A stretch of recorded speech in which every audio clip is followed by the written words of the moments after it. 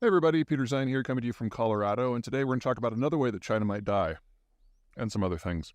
Now, for those of you who are familiar with my position on China, no surprise, demographics are in advanced stages of collapse.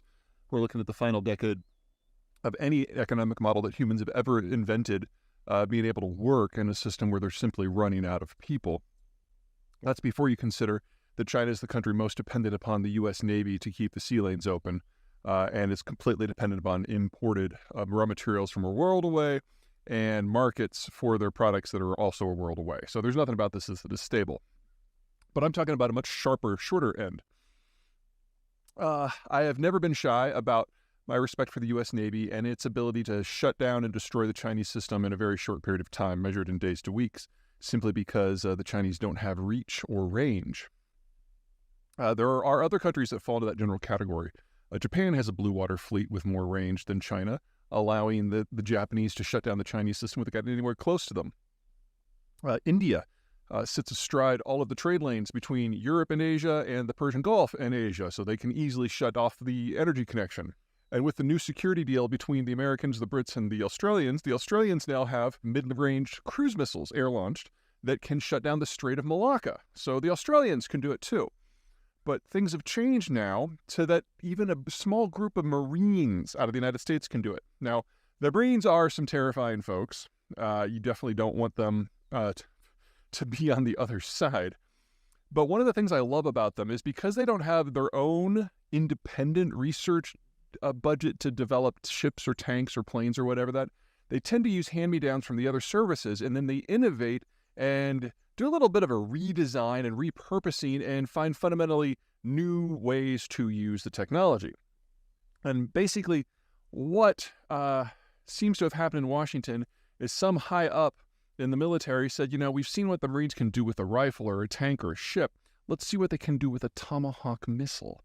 Now, a Tomahawk missile is typically a sea-launched cruise missile, either from a surface ship or from a submarine, that has a range of about 1,000 miles, as GPS guided, with a 1,000-pound conventional bomb.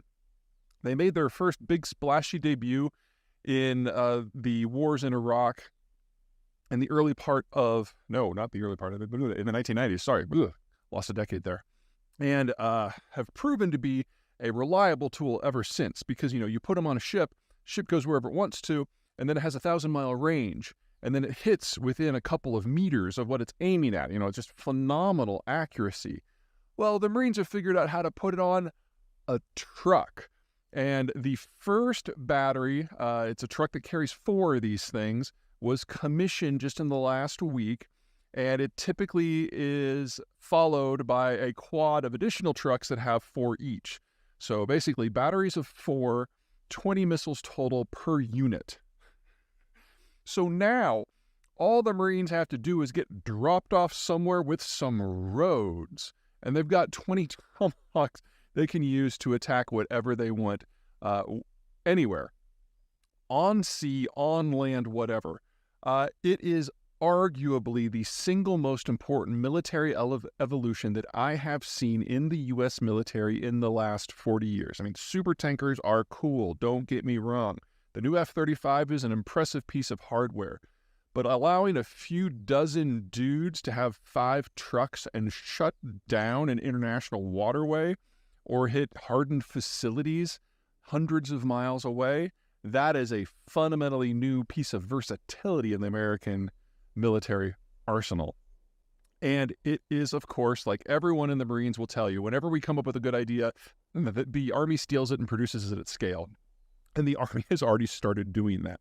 So we're going to take one of the more longer reach weapon systems that the Americans have and basically apply it en masse across the services. Now, if you're looking for someone to blame for this, blame the Russians. The United States has specifically refrained from doing this because of something called the Intermediate Missile Forces Treaty, which was signed with the Soviets back in the 80s. And it basically said that the United States and the Russians would refrain from developing land-based intermediate-range missiles as part of confidence building. But over the last 15 years, the Russians have bit by bit backed away from that treaty before basically abrogating it altogether a few years ago. And that freed the United States to follow in their footsteps. Here's the thing, though. When this first went down, everyone was talking about the weakness of the United States, that we had specifically hobbled ourselves in a specific technology, which was true. The Russians' research budget is less than 1% the size of the U.S., and the Russians going into this didn't have a very good intermediate missile technology force in the first place, and as we've seen in the Ukraine war, it's not performing to snuff. The Chinese, of course, were not bound by this treaty, and so they were researching a lot of things in this area. But now, here we are less than 5 years later, and the United States is in the process of mass expanding a well-known, well-functioning, very high-performing weapon system in mass across the Marines first and then the Army. This isn't a contest, folks, and we've already demonstrated that we can produce these things at scale, and now we're deploying them at scale too. So, I guess the lesson here is if you want to get out of a restriction that the Americans have put you in via treaty, just keep in mind that the Americans will also be removing those restrictions from themselves.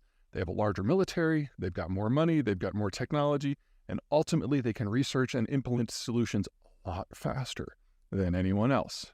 And so we have. All right, that's it. Take care.